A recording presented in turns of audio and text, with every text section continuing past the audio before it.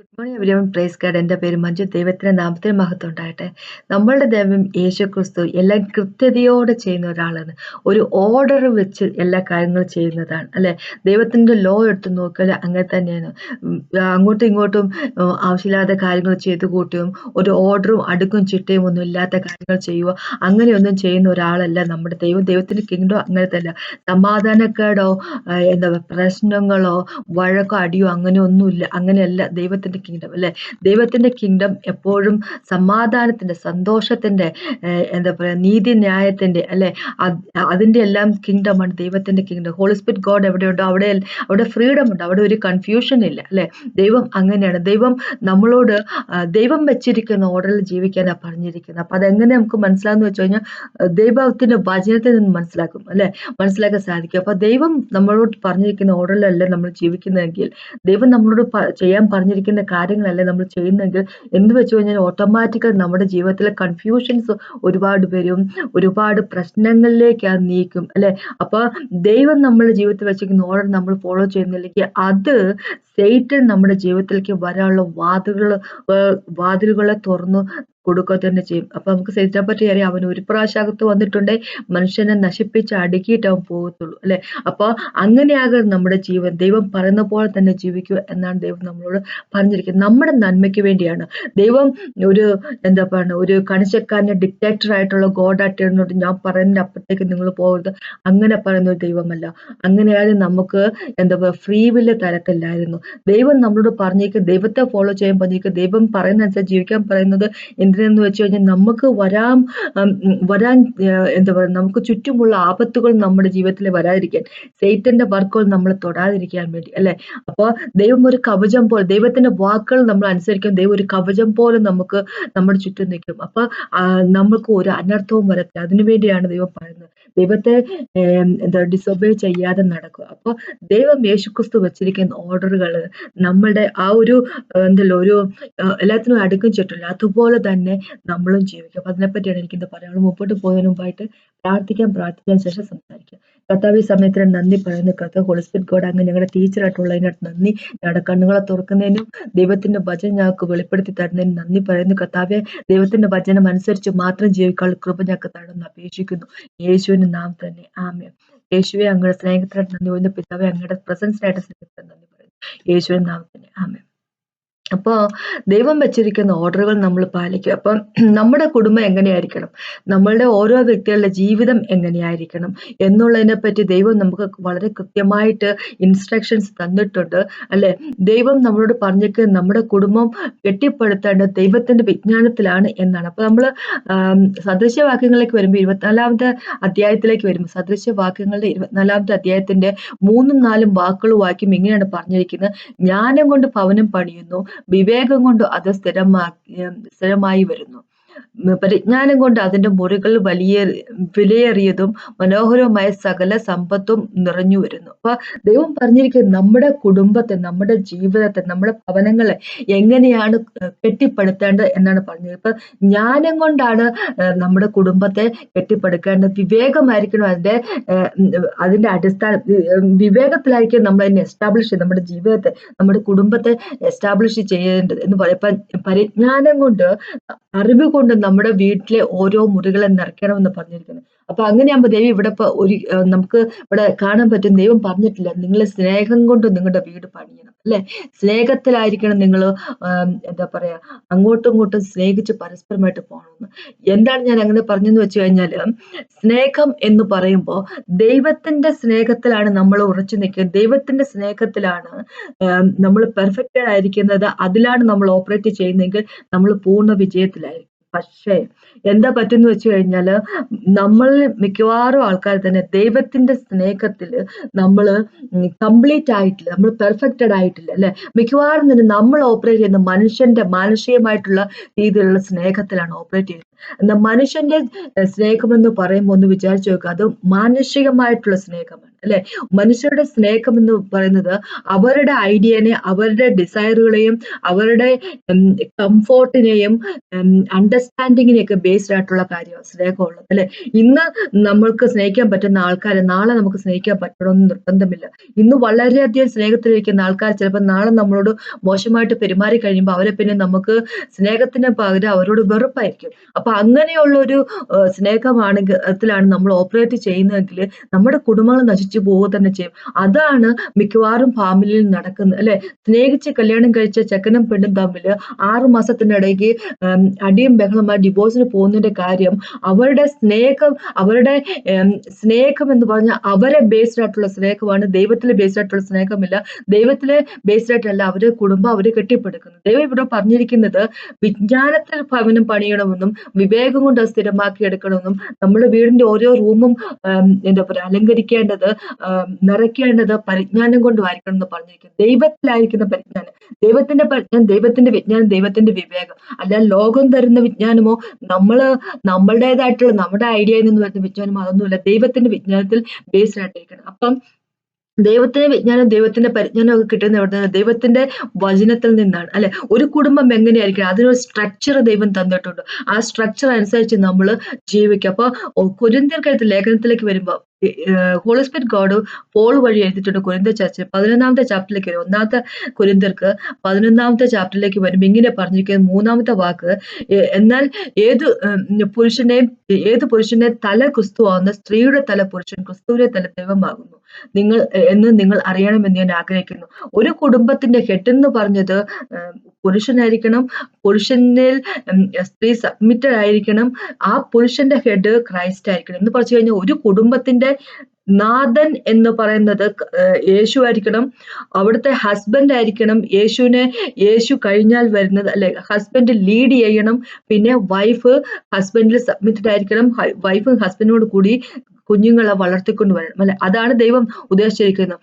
7ാമത്തെ വാക്ക് ഇങ്ങനെ പറഞ്ഞിരിക്കുന്ന 1 കൊരിന്ത്യരിലെ 11ാമത്തെ ചാപ്റ്ററിന്റെ 7ാമത്തെ വാക്ക് ഇങ്ങനെ പറഞ്ഞ, പുരുഷൻ ദൈവത്തിന്റെ പ്രതിമയും തേജസ്സും ആകിയാൽ മൂടുപടം ഇടേണ്ട, സ്ത്രീയോ പുരുഷന്റെ തേജസ്സാകുന്നു. സ്ത്രീ പുരുഷന്റെ തേജസ്സാണ്, പുരുഷൻ ദൈവത്തിന്റെ യേശുവിന്റെ തേജസ്സാണ്. അപ്പം അവിടെ ഫസ്റ്റില് ഒരു കുടുംബത്തില് ഫസ്റ്റ് യേശു ക്രിസ്തുവിന് സ്ഥാനം, അത് കഴിഞ്ഞ് പുരുഷന്, പിന്നെ സ്ത്രീ, അല്ലെ? അതായിരിക്കണം ഓർഡർ.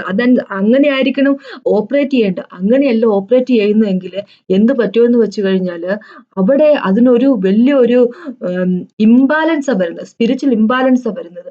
ചില ഫാമിലിയിലെങ്കിലും, എല്ലാ ഫാമിലിയും ഉണ്ടെന്ന് പറയാൻ പറ്റത്തില്ല, ചില ഫാമിലിയിൽ എങ്കിലും, ക്രിസ്ത്യൻ ഫാമിലിന്റെ കാര്യം പറയുന്നത്, ഞാൻ എന്താ പറയുക ഒരു ഇപ്പൊ ഞാൻ പറയുന്നത് ഹസ്ബൻഡും വൈഫും യേശുവിൽ വിശ്വസിക്കുന്ന ഫാമിലിയെ പറ്റിയാണ് പറയുന്നത്. അല്ലാതെ ചില ഫാമിലി ഹസ്ബൻഡ് കംപ്ലീറ്റ്ലി യേശുവിൽ വിശ്വസിക്കാതെ ഇരിക്കുന്ന നോൺ ബിലീവർ ആയിട്ടുള്ള ഹസ്ബൻഡും ബിലീവർ ആയിട്ടുള്ള വൈഫുള്ള ഫാമിലി ഉണ്ട്. അതിനെപ്പറ്റിയല്ല പറയുന്നത് ഇവിടെ.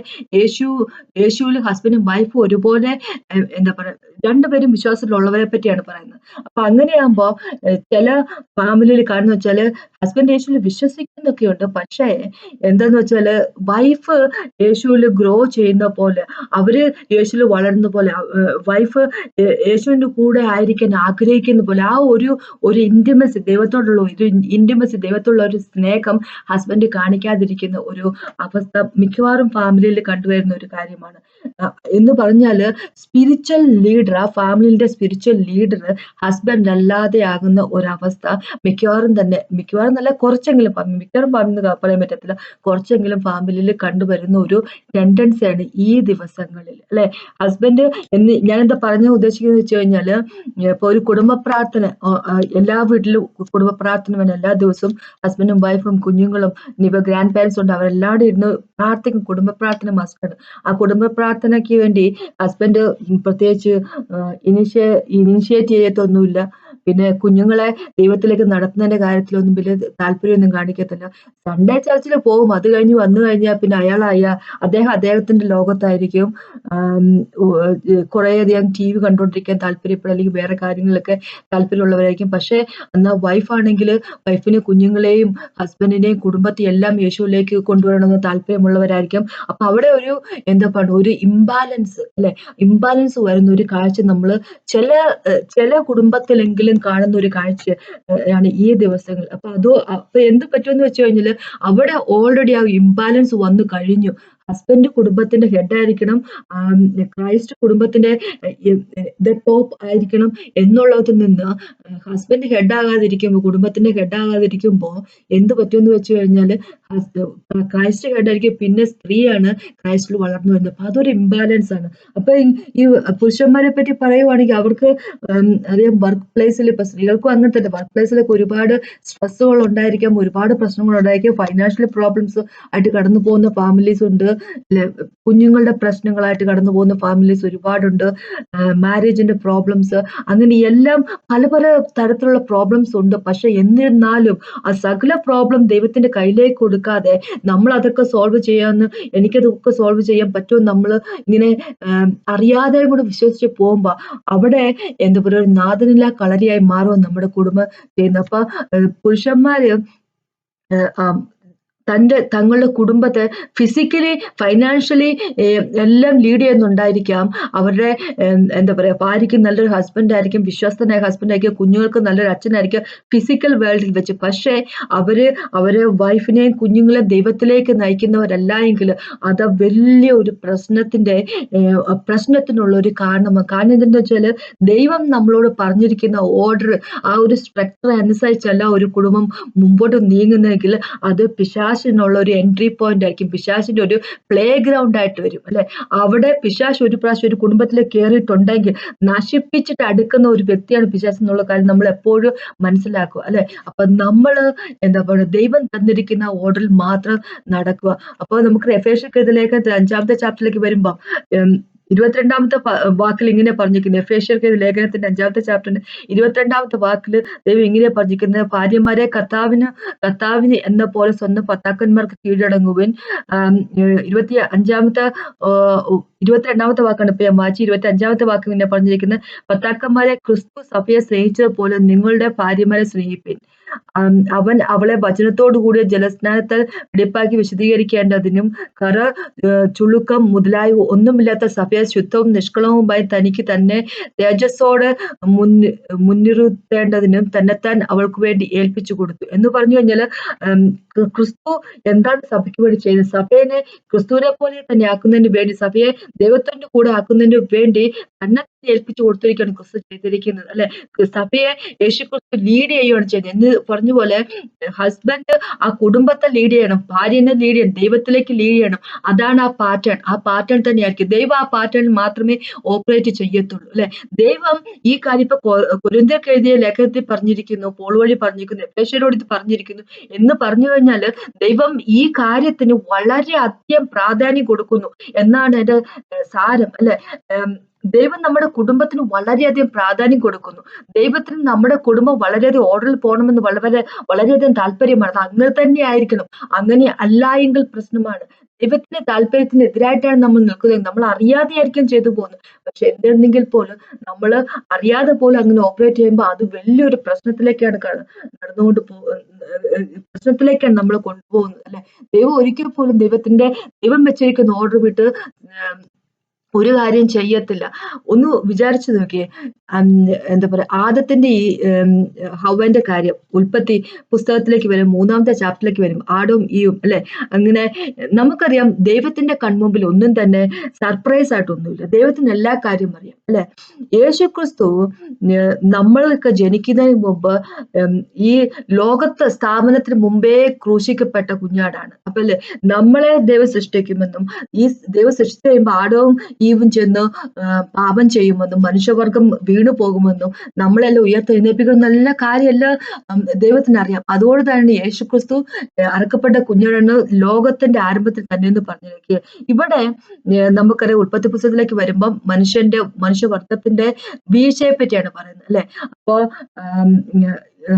ഹവ്വ ഈവ് ചെന്ന് സേറ്റൻ പറയാനുള്ള കാര്യങ്ങളൊക്കെ കേട്ടിട്ട് സേറ്റൻ കൊടുത്ത ഫലവും എല്ലാം എന്താ പറയണേ ഫ്രൂട്ടും എല്ലാം കടിച്ച് തിന്നിട്ട് ഹസ്ബൻഡിനും കുറച്ച് ആടത്തിനും കുറച്ച് കൊടുത്ത് പ്രശ്നങ്ങളായി പാപം വന്നു വീണുപോയി അല്ലെ. വീണുപോയി കഴിഞ്ഞപ്പോ എട്ടാമത്തെ വാക്ക് മൂന്നാമത്തെ ചാപ്റ്റർ ഉൽപ്പത്തിന്റെ മൂന്നാമത്തെ ചാപ്റ്ററിന്റെ എട്ടാമത്തെ വാക്കോട്ട് ഇങ്ങനെ പറയപ്പോ വെയിലാറിയ സമയത്ത് യഹോവയെ ദൈവം തോട്ടത്തിൽ നടക്കുന്ന ഒച്ച കേട്ടിട്ട് മനുഷ്യനും ഭാര്യയും യഹോവയായ ദൈവം തങ്ങളെ കാണാതിരിപ്പാൻ തോട്ടത്തിലെ വൃക്ഷങ്ങളുടെ ഇടയിൽ ഒളിച്ചു. അപ്പൊ അവന് ഒളിച്ചിരിക്കും. അപ്പൊ ഒളിച്ചു കഴിയുമ്പോ യഹോവയായ ദൈവം മനുഷ്യനെ വിളിച്ചു, നീ എവിടെയെന്ന് ചോദിച്ചു. തോട്ടത്തിൽ നിന്റെ ഒച്ച കേട്ടിട്ട് ഞാൻ നഗ്നനാകൊണ്ട് ഭയപ്പെട്ട് ഒളിച്ചു എന്ന് അവൻ പറഞ്ഞു. നീ നഗ്നനാണെന്ന് നിന്നോട് ആര് പറഞ്ഞു? തിന്നരുതെന്ന് ഞാൻ നിന്നോട് കൽപ്പിച്ച വൃക്ഷത്തിന്റെ ഫലം നീ തിന്നുവോ എന്ന് അവനോട് ചോദിച്ചു. അതിന് മനുഷ്യൻ എന്നോടുകൂടി ഇരിക്കുവാൻ നീ തന്നിട്ടുള്ള സ്ത്രീ വൃക്ഷഫലം തന്നു, ഞാൻ തിന്നുകയും ചെയ്തു എന്ന് പറഞ്ഞു. ഇവിടെ നേരത്തെ ഞാൻ പറഞ്ഞ പോലെ ദൈവത്തിന് അറിയാത്ത കാര്യമല്ല. ഹവ്വയാണ്, ഈവാണ് ഈ ഫലം കഴിച്ചെന്നുള്ള കാര്യം ദൈവത്തിന് അറിയാത്ത കാര്യമല്ല. ദൈവത്തിന് അറിയാം. പക്ഷെ എന്നിട്ടും കൂടി ദൈവം ചോദിച്ചത് ആടത്തിനോടാ ചോദിച്ചത്. കാര്യം എന്താന്ന് വെച്ച് കഴിഞ്ഞാല് ആ ഫാമിലി ആടത്തിന്റെയും ഹവ്വയുടെയും ഫാമിലി എന്നുള്ളതിന്റെ ഹെഡ് ആടമാണ്, ഈവല്ല അല്ലെ. അപ്പൊ ഈവ് കുറ്റം ചെയ്തെങ്കിൽ പോലും ആടത്തോടാണ് ദൈവം ചോദിക്കുന്നത്. കാരണം ഹെഡ് ഓഫ് ദ ഫാമിലി എന്ന് പറഞ്ഞാൽ ആടമാണ്. ആടത്തോട് ദൈവം ചോദിക്കത്തുള്ളൂ. അപ്പൊ അതാണ് ആടത്തോട് വന്ന് ചോദിച്ചത്, ഞാൻ തിന്നത് നിന്നോട് പറഞ്ഞിരിക്കുന്ന ഫലം നീ തിന്നുവോ എന്ന് ചോദിക്കുക. അപ്പൊ ദൈവം ഒരു ഫാമിലിയെ പറ്റിയും ഫാമിലിയോട് സംസാരിക്കുമ്പോ അത് ഹസ്ബൻഡും വൈഫിനോടും എന്താ പറയുക, ഹസ്ബൻഡും വൈഫും ഉള്ള കുഞ്ഞുങ്ങളോട് അടങ്ങിയ ഒരു ഫാമിലിയോട് സംസാരിക്കും, ഹസ്ബൻഡിനോടാണ് സംസാരിക്കുന്നത് അല്ലെ. നമ്മൾക്ക് ഇൻഡിവിജ്വൽ ആയിട്ടുള്ള ആൾക്കാര് ഇൻഡിവിജ്വൽ ആയിട്ടുള്ള കാര്യം ദൈവത്തോട് സംസാരിക്കും. നമ്മൾക്കൊരു പ്രയർ ലൈഫ് ഉണ്ടായിരിക്കണം. ഓരോരുത്തർക്കും ഓരോ പ്രയർ ലൈഫ് ഉണ്ടായിരിക്കും, ദൈവമായിട്ട് അടുപ്പം ഉണ്ടായിരിക്കും. പക്ഷെ കുടുംബമായിട്ട് വരുമ്പോൾ അത് ഹസ്ബൻഡിനോടാണ് ദൈവം കമ്മ്യൂണിക്കേറ്റ് ചെയ്യുന്നത്. അപ്പൊ ഇവിടെ അതിനൊരു ഉദാഹരണോടെ ഞാൻ കാണിക്കാം. ഇവിടെ ആടത്തോടാണ് ദൈവം ചോദിച്ചത് അല്ലെ. ഈവാണ് കുറ്റം ചെയ്തത്, ഹവ്വയാണ് കുറ്റം ചെയ്തെങ്കിൽ പോലും ചോദിച്ചത് ആടത്തോട് ആണ്. ദൈവം ചോദിച്ചത്, നീ എന്തുകൊണ്ട് ഇത് ചെയ്തു എന്ന് ചോദിച്ചതിന്റെ കാര്യം അല്ലെ. പിന്നെ നമുക്കറിയാം താഴേക്ക് വരും വായിക്കുമ്പോൾ സ്ത്രീയോട് ദൈവം പറഞ്ഞു, നിനക്ക് കഷ്ടവും ഗർഭധാരണവും ഏറ്റവും വർദ്ധിപ്പിക്കും, നീ വേദനയോടെ മക്കളെ പ്രസവിക്കും എന്നൊക്കെ പറഞ്ഞുള്ളൂ. അവൾക്കുള്ള ശിക്ഷയായിട്ട് കൊടുത്തു. പക്ഷേ മനുഷ്യരോട് എന്താ പറഞ്ഞു, നീ നിന്റെ ഭാര്യയുടെ വാക്ക് കേട്ടോണ്ട് അല്ലെ. അപ്പൊ ദൈവം അതിന് ഇമ്പോർട്ടൻസ് കൊടുക്കുക. ഞാൻ നിന്നോട് പറഞ്ഞ കാര്യം ചെയ്യാതെ നീ നിന്റെ ഭാര്യയുടെ വാക്ക് കേൾക്കാൻ പോയത് കൊണ്ട് എന്താ പറയണേ, നിനക്ക് ഇങ്ങനെ ബാക്കി വരുന്ന കാര്യങ്ങൾ ദൈവം താഴേക്ക് പറഞ്ഞിരിക്കുകയാണ്. അപ്പൊ ദൈവം പറയുന്നത് പുരുഷൻ കുടുംബത്തെ ലീഡ് ചെയ്യണം അല്ലെ. ദൈവം പറയുന്ന അവനാണ് കേൾക്കേണ്ടത്, പുരുഷനാണ് കേൾക്കേണ്ടതെന്ന് ദൈവം പറഞ്ഞു. ആ ഒരു ഓർഡറിന് തെറ്റു വരുമ്പോൾ പ്രശ്നങ്ങൾ വളരെയധികം ഉണ്ടാകുന്നു. ഇനി നമുക്ക് ലൂക്കോസിന്റെ സുവിശേഷത്തിന്റെ 1-ാമത്തെ ചാപ്റ്ററിലേക്ക് വരുമ്പം 27 തൊട്ടുള്ള വാക്കുകൾ വായിച്ച് 27 തൊട്ട് 38 വരെയുള്ള വാക്കുകൾ വായിക്കാൻ നമുക്ക് കാണാൻ പറ്റും. ദൈവം ഗബ്രിയേലിനെ വിടുന്നു അല്ലെ മേരിന്റെ അടുത്തേക്ക്. മേരിയോട് സംസാരിക്കുന്നു, കന്യകയായ മേരിയോട് സംസാരിക്കുന്നു. നീ ഒരു കുഞ്ഞിനെ പ്രസവിക്കുമെന്നും യേശു എന്ന് പേര് വിളിക്കണം എന്നുമുള്ള കാര്യങ്ങളൊക്കെ പറയുന്നു. അവള് മേരി എന്ന് യേസ് എന്ന് പറയുന്നു. അപ്പോ അതിനുശേഷം ഗബ്രിയേൽ വിട്ടു പോകുന്നു. അപ്പൊ അപ്പോഴേക്കും മേരിയും ജോസഫും തമ്മിലുള്ള കല്യാണം കഴിഞ്ഞിട്ടുണ്ടായിരുന്നില്ല. പിന്നെ മത്തായി സുവിശേഷം 1-ാമത്തെ ചാപ്റ്ററിലേക്ക് വരുമ്പോൾ നമുക്ക് കാണാൻ പറ്റും, ജോസഫ് നോക്കുമ്പോൾ മേരി വിവാഹത്തിന് മുമ്പ് വരെ ഒരു കുഞ്ഞുമായിട്ട് നിൽക്കുന്നു. അപ്പോൾ ജോസഫിന് മേരീനെ ഇങ്ങനെ എന്താ പറയുക, എല്ലാവരുടെയും നാട്ടുകാരുടെ മുമ്പിൽ നാണം കെടുത്താൻ താല്പര്യമില്ലാഞ്ഞിട്ട് ഒരു പബ്ലിക്കായിട്ട് ഒരു എക്സാമ്പിൾ ആയിട്ട് എല്ലാവർക്കും മൂക്കിയാളുടെ ഒരു എക്സാമ്പിൾ ആയിട്ട് നിർത്താൻ താല്പര്യമില്ലാഞ്ഞിട്ട് ജോസഫ് എന്ത് ചെയ്തു, വളരെ പതുക്കെ അല്ലെ ആരും അറിയാതെ മേരീനെ അങ്ങോട്ട് ഉപേക്ഷിച്ചേക്കുമ്പോൾ തീരുമാനമെടുക്കുന്നു. പക്ഷെ അന്ന് രാത്രി ഏഞ്ചൽ വഴി അല്ലെ ഒരു മാലാഖനെ വിട്ട് ദൈവം ജോസഫിനോട് സംസാരിക്കുന്നു. അപ്പൊ അതിനുശേഷം ജോസഫ് അവരുടെ കല്യാണമെല്ലാം കഴിയുന്നു. പിന്നെ ഒരു കുടുംബമായി അല്ലെ. കുടുംബമായി കഴിയുമ്പോൾ പിന്നെ നമുക്കറിയാം മത്തായി സുവിശേഷം 2-ാമത്തെ ചാപ്റ്ററിലേക്ക് വരുമ്പോൾ കാണാൻ പറ്റുന്നത് എന്താ പറയാ, വിദ്വാൻമാര് കുഞ്ഞു യേശുവിനെ കാണാൻ വേണ്ടി വരുന്നു അല്ലെ. വിദ്വാൻമാര് വന്നിട്ട് ഹെരോഡിന് കാണുന്നു, ഹെരോഡ് അവര് വിളിപ്പിക്കുന്നു. അതിന് സംസാരത്തിനൊക്കെ ശേഷം യേശുവിനെ കാണാൻ വേണ്ടി വിദ്വാൻമാർ വരുന്നു.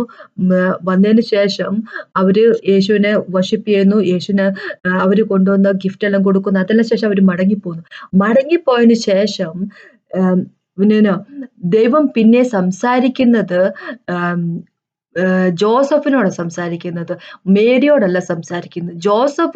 യേശുവിനെ ജോസഫിന്റെ കുലത്തിൽ യേശു വന്ന് ജനിച്ചു വാസ്തവം. പക്ഷെ ഏം, മേരി മേരിയാണ് ജീസസ് ക്രൈസ്റ്റിന് ജന്മം കൊടുത്തതെങ്കിൽ പോലും ജോസഫാണ് മേരിന്റെ ഹസ്ബൻഡ്. അപ്പൊ അതുകൊണ്ട് ദൈവം ആ ഒരു ഓർഡർ കീപ്പ് ചെയ്ത്, അതൊരു ഓർഡർ ആയിട്ട് എന്താ പറയുക, ദൈവം ആ ഫാമിലിന്റെ ഓർഡർ ദൈവം മാനിക്കുക ചെയ്യുന്നത്. പിന്നെ ബാക്കിയുള്ള കാര്യങ്ങള് ദൈവം പറയുന്നത് മേരിയോടല്ല പറയുന്നത്, ജോസഫിനോടാ പറയുന്നത്. ഇപ്പൊ രണ്ടാമത്തെ ചാപ്റ്റർ, മത്തായി എഴുതിയ സുവിശേഷം രണ്ടാമത്തെ ചാപ്റ്ററിന്റെ 13-ാമത്തെ വാക്കില് പറയുന്നത് ഇങ്ങനെ, അവർ പോയ ശേഷം എന്ന് പറഞ്ഞാല് വിദ്വാൻമാര് ഇല്ല, കിഴക്ക് നിന്ന് വന്ന വിദ്വാൻമാർ, അവര് പോയതിനു ശേഷം കർത്താവിന്റെ ദൂതൻ ജോസഫിന് സ്വപ്നത്തിൽ പ്രത്യക്ഷനായി, നീ എഴുന്നേറ്റ് ശിശുവിനെയും അമ്മയെയും കൂട്ടിക്കൊണ്ട് മിസ്രൈമിലേക്ക് ഓടിപ്പോയി, ഞാൻ നിന്നോട് പറയും വരെ അവിടെ പാർക്ക. ഹെരോദാവ് ശിശുവിനെ നശിപ്പിക്കേണ്ടതിന് അവനെ അന്വേഷിപ്പൻ ഭാവിക്കുന്നു എന്ന് പറഞ്ഞു. അപ്പൊ ജോസഫ് കുഞ്ഞിനെയും അമ്മയുമായിട്ട് മിസ്രൈമിലേക്ക്, ഈജിപ്തിലേക്ക് പോകുന്നു. അതിനുശേഷവും പിന്നെ 18-ാമത്തെ വാക്കും ഇങ്ങനെ പറയണേ, എന്നാൽ ഹെരോദാവ് മരിച്ചുപോയി കഴിഞ്ഞ ശേഷം കർത്താവിന്റെ ദൂതൻ മിസ്രൈമിൽ ചെന്നു യോസേഫിന് സ്വപ്നത്തിൽ പ്രത്യക്ഷപ്പെടുന്നു. ശിശുവിന് പ്രാണഹാനി വരുത്തുവാൻ നോക്കിയവർ മരിച്ചു പോയതുകൊണ്ട് നീ എഴുന്നേറ്റ് ശിശുവിനെ അമ്മയെയും കൂട്ടിക്കൊണ്ട് മിസ്രൈം ദേശത്തേക്ക് പോവുക എന്ന് പറഞ്ഞു. അല്ലെ, അവിടെ ചെന്നതിന് ശേഷവും എന്നാൽ 21-ാമത്തെ വാക്ക് പറയാം, എന്നാൽ യഹൂദിയിൽ അർക്കലയോസ് തന്റെ അപ്പനായ ഹെരോദാവിന് പകരം വാഴുന്നു എന്ന് കേട്ടതുകൊണ്ട് അവിടെ പോകാൻ ഭയപ്പെട്ടു. സ്വപ്നത്തിൽ അരുളപ്പാടുണ്ടായിട്ട് ഗലീലെ പ്രദേശത്തേക്ക് മാറിപ്പോയി. അപ്പൊ അവര് പിന്നെയും എന്താ പറയുന്നത്, ഇസ്രായേൽ വന്നതിന് ശേഷം ജോസഫിനോട് പിന്നെയും ദൈവം ഇടപെടുക. അല്ലെ, മേരിയോടല്ല സംസാരിക്കുന്നത്, മേരിയോടല്ല പിന്നെ ഇനി ജീസസിന്റെ കാര്യം എന്താ ചെയ്യേണ്ടതെന്നും ജീസസിനെ ഹെരോദിന്റെ കയ്യിൽ നിന്നൊക്കെ രക്ഷിക്കേണ്ട കാര്യത്തെ പറ്റിയൊക്കെ പറയുന്നത് മേരിയോടല്ല പറയുന്നത്, ജോസഫിനോടാ പറയുന്നത്. എന്ന് വെച്ച് കഴിഞ്ഞാല് നേരത്തെ മേരിയോട് സംസാരിക്കാൻ മേരി കല്യാണം കഴിക്കാത്ത ഒരു സ്ത്രീയായിരുന്നു. പക്ഷെ ഇപ്പം മേരിയുടെ കല്യാണം കഴിഞ്ഞു, അവളെ ഹസ്ബൻഡിനോട്, അപ്പൊ കുടുംബത്തിന്റെ നാഥനോടാണ് ദൈവം സംസാരിക്കുന്നത്, കുടുംബത്തിൽ നടക്കേണ്ട കാര്യത്തെ പറ്റി. അപ്പൊ അങ്ങനെ തന്നെയാണ് ദൈവം ആ ഓർഡറിലേ നടക്കത്തുള്ളൂ, എന്തെങ്കിലും പറയത്തുള്ളൂ, എന്തെങ്കിലും ചെയ്യത്തുള്ളൂ നമ്മുടെ കുടുംബത്തിൽ. അപ്പൊ ഹസ്ബൻഡുമാരെല്ലാം സ്പിരിച്വലി ലീഡർ എങ്കിൽ ആ കുടുംബത്തിൽ പ്രശ്നങ്ങളുണ്ടാവും. നമ്മള് കുഞ്ഞുങ്ങൾക്ക് ഒരു എക്സാമ്പിൾ ആയിട്ടല്ല നമ്മൾ നിൽക്കുന്നത്, അങ്ങനെയാണെങ്കിൽ അല്ലെ.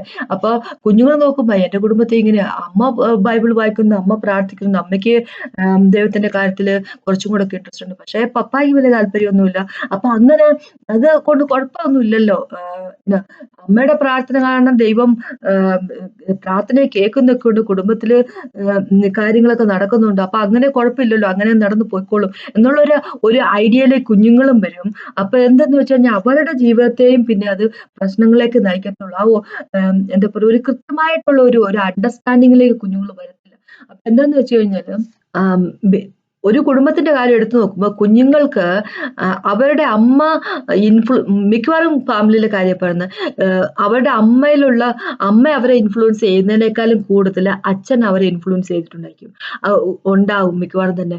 അച്ഛന്റെ വാക്കുകൾ അല്ലെ, അച്ഛന്റെ പ്രവർത്തികൾ, അതൊക്കെ കുഞ്ഞുങ്ങൾ വളരെയധികം ഇൻഫ്ലുവൻസ് ചെയ്യും അമ്മ ഒരു കുഞ്ഞിൽ ഉണ്ടാക്കുന്ന ഇൻഫ്ലുവൻസിനേക്കാളും. അപ്പൊ അച്ഛന്റെ വഴികൾ കുഞ്ഞ് നോക്കുമ്പോൾ അച്ഛന് വലിയ താല്പര്യമൊന്നുമില്ല ബൈബിളിനെ പറ്റി ഒന്നും വായിക്കാനൊക്കെ. അങ്ങനെയൊക്കെ ആകുമ്പോൾ കുഞ്ഞുങ്ങള് അത് ഇങ്ങനെ ഒബ്സർവ് ചെയ്തിട്ട് അവരുടെ ജീവിതത്തിലേക്ക് അത് സ്വീകരിക്കാനുള്ള ചാൻസ് വളരെ കൂടുതലാണ്. പക്ഷെ അപ്പൊ അച്ഛൻ വളരെയധികം ദൈവത്തിന്റെ ഭക്തിയിൽ നിൽക്കുകയും ദൈവത്തിന് വേണ്ടി ഫയർ പോലെ നിൽക്കുകയും ചെയ്യുന്ന ഒരു അച്ഛനാണെങ്കിൽ ആ കുഞ്ഞുങ്ങളുടെ ജീവിതം തന്നെ ഒരുപാട് ഡിഫറെന്റ് ആയിരിക്കും. അല്ലെ, അവരുടെ ജീവിതത്തെ അത് കെട്ടിപ്പടുത്തുക തന്നെ ചെയ്യും. അപ്പൊ അങ്ങനെ കുടുംബത്തിന്റെ നാഥന്മാരായിട്ട് പുരുഷന്മാർ ഉണ്ടാവുക. അപ്പൊ അതാണ് എനിക്ക് പറയാനുള്ളത്. കുഞ്ഞുങ്ങൾക്കും ഭാര്യയ്ക്കും ചെലവിന് കൊടുക്കുന്നു, അവർക്ക് വസ്ത്രം വാങ്ങിച്ചു കൊടുക്കുന്നു, ഭക്ഷണം കൊടുക്കുന്നു, അവർക്ക് വീട് വെച്ചു കൊടുക്കുന്നു, അതൊക്കെ നല്ല കാര്യം തന്നെ. അതൊക്കെ ചെയ്തേ പറ്റത്തുള്ളൂ. പക്ഷെ അതിനേക്കാൾ ഉപരിയായിട്ട് അവരെ യേശുവിലേക്ക് നയിക്കുന്നവരായിരിക്കും, അവർക്കുള്ള വലിയൊരു എക്സാമ്പിൾ ആയിട്ട് നിൽക്കുക. ദൈവത്തിന് വേണ്ടി ഒരു തീ പോലെ ആയിരിക്കുക അല്ലെ. അങ്ങനെയാകുമ്പോ അതാണ് ആ കുടുംബത്തോട് ചെയ്യാൻ പറ്റുന്ന ഏറ്റവും വലിയ കാര്യം. അവർക്ക് ഭക്ഷണം കൊടുക്കുന്ന നല്ല കാര്യം, അതിനേക്കാൾ ഉപരിയായിട്ട് ദൈവത്തെ പറ്റി പറഞ്ഞു കൊടുക്കുക.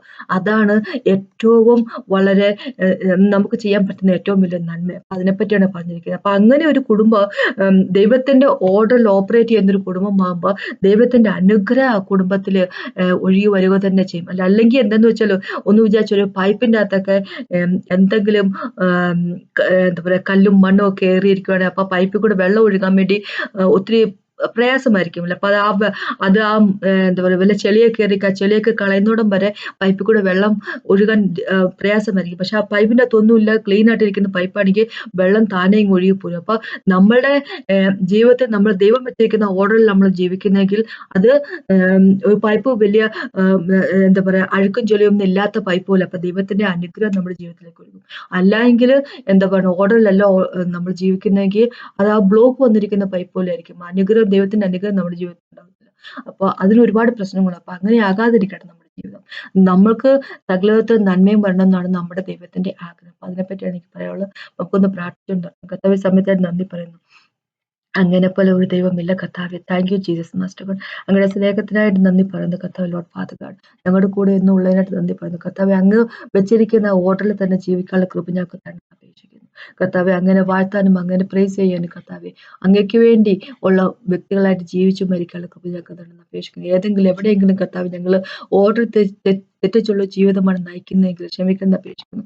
എന്നെ കേട്ടുകൊണ്ടിരിക്കുന്ന എല്ലാ വ്യക്തികളുടെയും കുടുംബത്തെ ഓർത്ത് പ്രാർത്ഥിക്കുന്നു കർത്താവെ. അങ്ങ് വെച്ചിരിക്കുന്ന ഓർഡർ അനുസരിച്ച് ജീവിക്കാനുള്ള കൃപ അവർക്ക് കൊടുക്കണമേ. എല്ലാ വിധത്തിലുള്ള അനുഗ്രഹം അവരുടെ കൂടെ ഉണ്ടായിട്ട് യേശുനാമത്തിൽ. ഇത് കേട്ടതിന് നന്ദി. ദൈവത്തിന്റെ നാമത്തിൽ മഹത്വം.